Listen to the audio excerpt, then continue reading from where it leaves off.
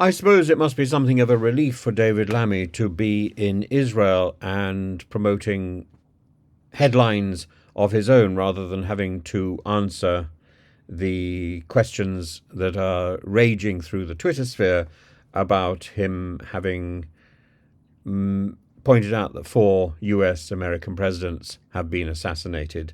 Snowflake. Don't understand what the expression was for, and I don't know what the context exactly is, but he seems to be responding to a tweet by Trump. And meanwhile, on his first visit to Israel, he seems to hit all the points.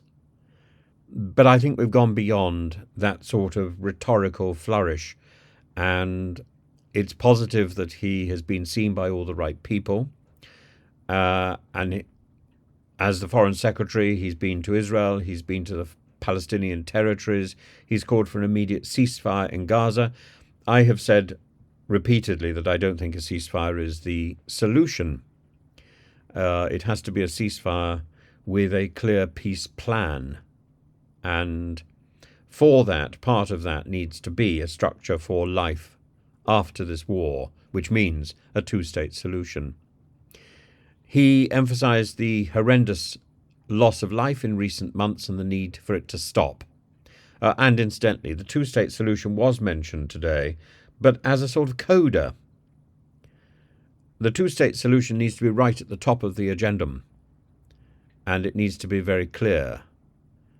This is the way towards peace. Unless somebody has a better solution, I can't think of a better solution, and I don't think one has been proposed.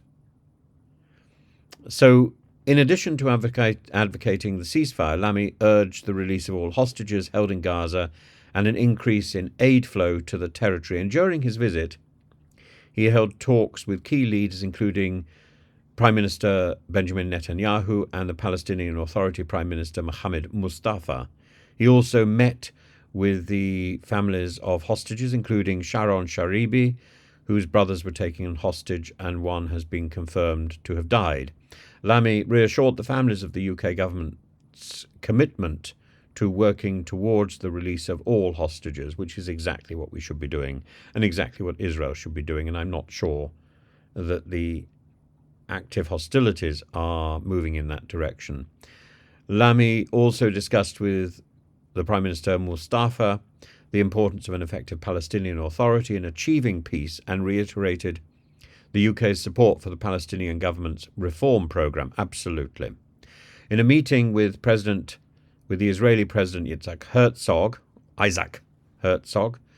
Lammy highlighted the necessity of conducting war according to international humanitarian law and expressed frustration over the delays in British aid reaching Gaza. Absolutely. And the UK is set to provide an additional 5.5 million to UK Med for medical work in Gaza. But whether or not that is actually going to reach the Palestinians in Gaza, that is another matter. The visit comes in the middle of significant activity by Israel and therefore of casualties in Gaza due to the ongoing Israeli offensive, with a high risk of famine developing in the territory. The Foreign Secretary addressed the issue of illegal Israeli settlements in the West Bank and also the need for a two-state solution. As I say, that should be the central plank of any statement and any announcement, advocating for a reformed and empowered Palestinian Authority, and the sort of discussions which I think we should be having are to enable peace. And that means we should be locked into negotiations with the Palestinian Authority, with Hamas, and with the Israelis on our own right.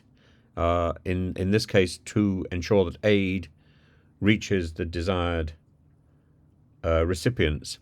And in the case of Ukraine and Russia, we should be engaged in negotiations there, even more in our own right, because we have deployed sanctions, and therefore we can negotiate whether those sanctions continue or further sanctions are imposed. We can be involved in that level of negotiation. We should. And that can only help Ukraine in the same way as our involvement in negotiations with Israel and Palestine can only help Israel and Palestine, because there are many Israelis who are deeply frustrated by the bending of the rules and the pugilistic insanity of the current Israeli Prime Minister and administration in the pursuit of what? The freeing of the hostages, the destruction of Hamas. Neither is actually happening. And if anything, what is being encouraged by abandoning the military protocols which have been in place as a guide to what to do in specific situations, this is encouraging further terrorism and further hostilities, and it's not a good look. And it's something we need to be helping to resolve, rather than standing in the corner pontificating.